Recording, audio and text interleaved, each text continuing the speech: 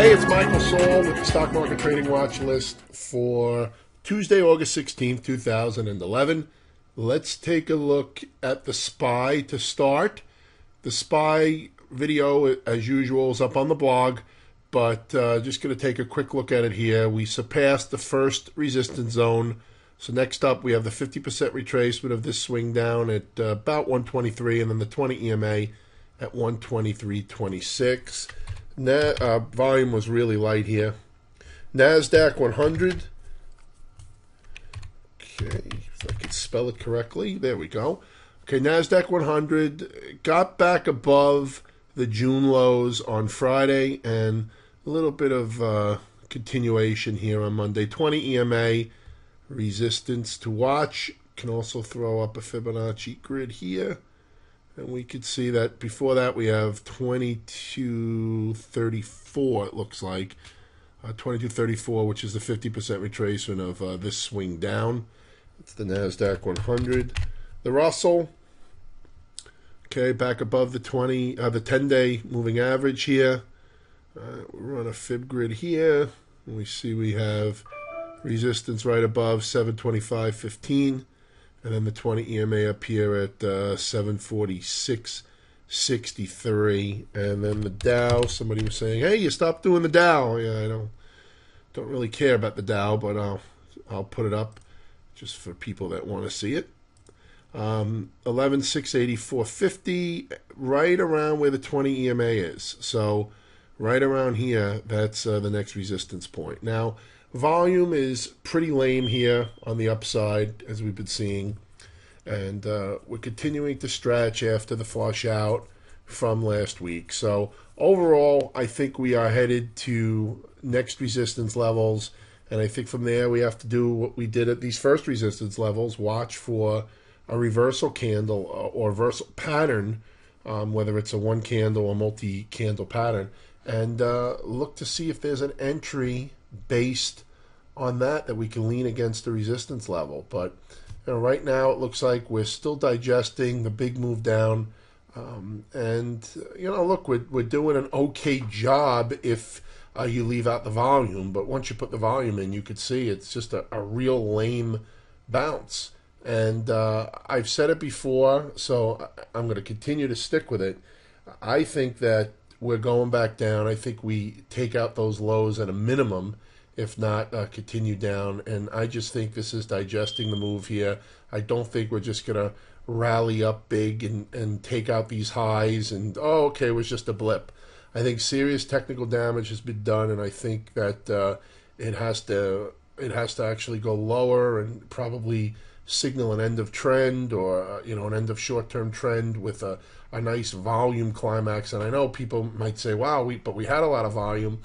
Yeah, I think we could have some more. I think we could have some serious capitulation. I think that we're going to turn back down, and I think that's going to happen when the complacency starts to rise again. Let's look at the VIX here. You can see the VIX, whoops, on a Monday, down 12.5%. I mean, already back to the low 30s. And I think complacency is starting to set in. And I think once people start talking about how, it was a black swan or an aberration, whatever word you want to use, and, was just a pause, was just another great buying opportunity, I think that's when you really got to start watching for this to turn back down, this market to turn back down, because you could see the volume here, and this is the SPY. It's not the NYSE volume. The NYSE volume basically looks the same here. This is not the type of volume that suggests, oh, okay, this was just a pullback.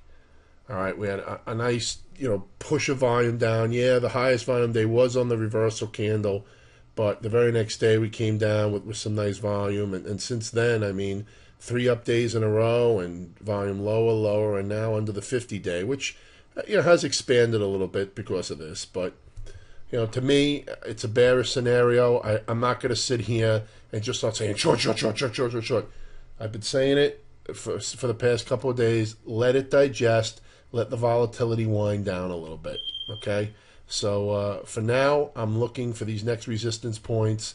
as the next target. We may get a short-term pullback in the interim, but I think that for right now, even a short-term weakness that it doesn't come in super heavy with volume and breadth, I think that could be a buying opportunity for a short-term move back to resistance.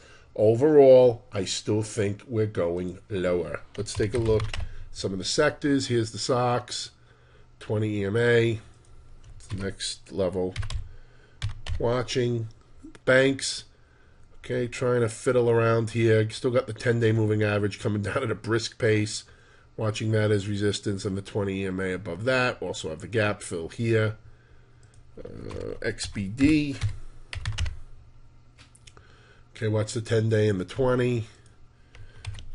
Cyclicals. Okay, getting a bounce over the 10-day. Watch the 20 EMA there. Biotechs.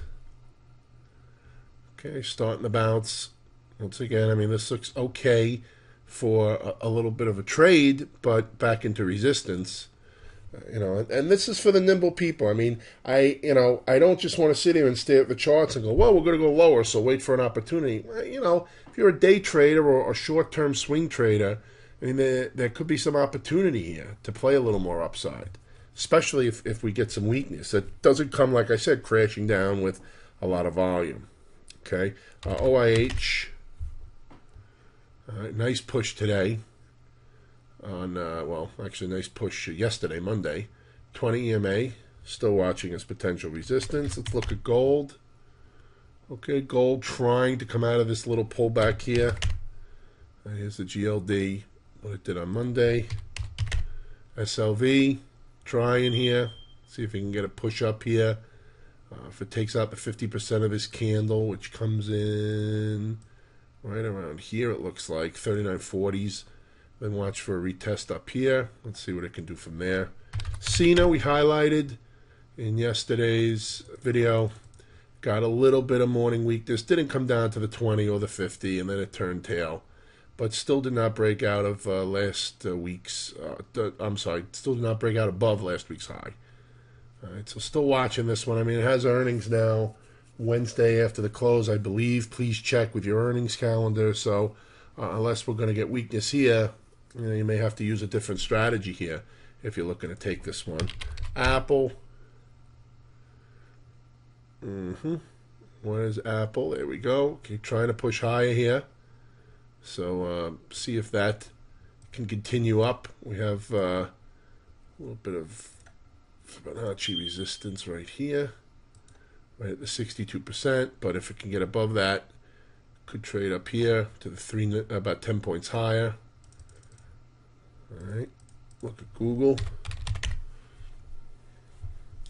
Yeah, it just looks like crap sitting here, consolidating. This would be one I'd be watching.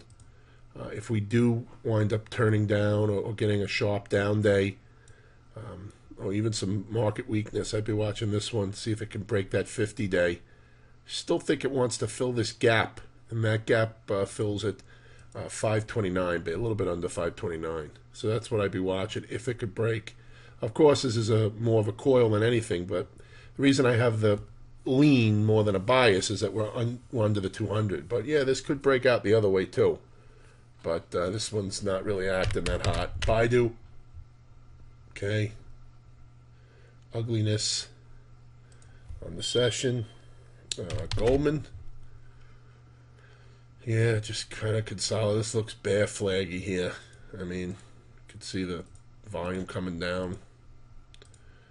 So there we go. This just does not look strong at all. What else? What did somebody want me to look at? Illinois Toolworks, I believe. Yeah, this looks bear flaggy too. Okay. Potash. Back to resistance here. 50-day, the 89, the 20 EMA. Hanging Man on Monday. So if that gets confirmed, watch that for a possible reversal. Here's Ren, just a ugly. Back to the 20 EMA. Maybe resistance on that one. Here's LinkedIn. back to the 20 EMA here, see if this comes in as resistance as well. Have a great trading day on Tuesday. I'll talk to everybody again on Wednesday.